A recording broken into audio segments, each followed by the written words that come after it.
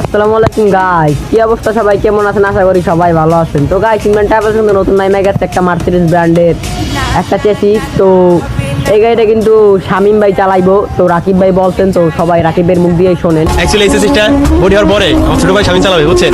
অনেক সিস্টেম তো গাইস, সবাই শুনলেন যে রাকিব ভাই বলছে, মানে উনি যেগুলো চেসিস নামাইছে তো উনি চালাইছে, তো এবার দেবে শামিম ভাইকে। তো শামিম ভাই বরগুনা চালাইবো গাড়ি।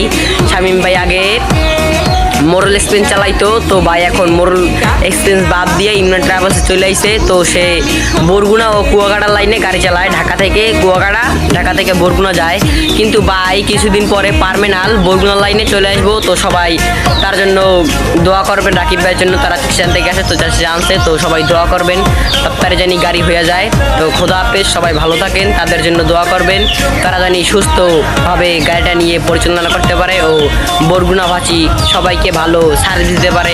খোদা হাফেজ, বাই বাই।